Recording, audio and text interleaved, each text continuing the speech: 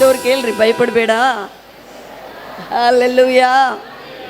Correct ಸ್ಥಳಕ್ಕೆ ಬಂದಿದೆ. ಜೀವಿಸುವಂಥ ದೇವರ ಬಳಿಯಲ್ಲಿ ಬಂದಿದೆ. ಆಮೆನ್. Praise God. ಸ್ವಲ್ಪ ವಾಕ್ಯವನ್ನು ಅರ್ಥ ಮಾಡಿಕೊಂಡು ಎಕ್ಸಸೈಸ್ ಮಾಡೋತನ ಸ್ವಲ್ಪ ಕಷ್ಟ ಅನಿಸ್ಬೋದು.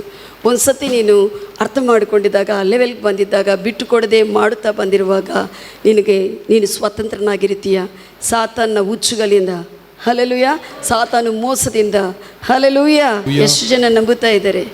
ಯೇಸು ಕ್ರಿಸ್ತನಲ್ಲಿ ಬಂದಾಗ ಲಜ್ಜೆ ಪಡದೆ ಆತನು ಮಾಡಿದ್ದಾನೆ ನಮ್ಮನೆಂದು. ಆಮೆನ್. ಹಲ್ಲೆಲೂಯಾ.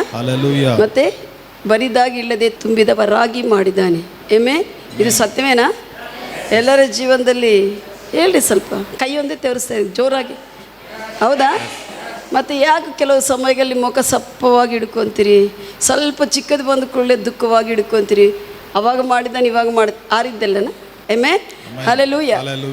ನಾನೇನಂತೀನಂದರೆ, ಒಂದು ಸತಿ ನಂಬಿದ್ದೀವಲ್ಲ, ನಂಬುವವನಿಗೆ ಎಲ್ಲವೂ ಸಾಧ್ಯವೇ.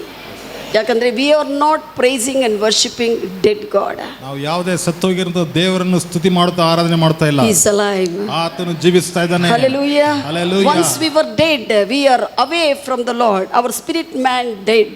ಒಂದೊಂದ್ಸಲ ನಮ್ಮ ಆತ್ಮ ಮನುಷ್ಯನು ಸತ್ತೋಗಿದ್ದನು. No connection with the Lord. ದೇವರ ಸಂಗಡ ಯಾವ ಸಂಪರ್ಕ ಇರಲಿಲ್ಲ. When we believe the Lord Jesus Christ is the Lord of our lives, ಯೇಸು ಕ್ರಿಸ್ತನ ಜೀವನಕ್ಕೆ ಒಡೆಯನ ಅಂತ ಹೇಳಿ ನಾವು ಸ್ವೀಕಾರ ಮಾಡಿದಾಗ, alone is the God. ಆತನೊಬ್ಬನೇ ದೇವರಂತೇಳಿ ನಾವು ಅರಿಕೆ ಮಾಡಿದಾಗ what happened? ಏನಾಯ್ತು?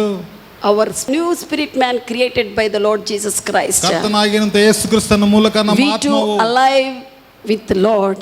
ದೇವರ ಸಂಗಡ ನಾವು ಸಹ ಜೀವಂತವಾಗಿದ್ದೇವೆ.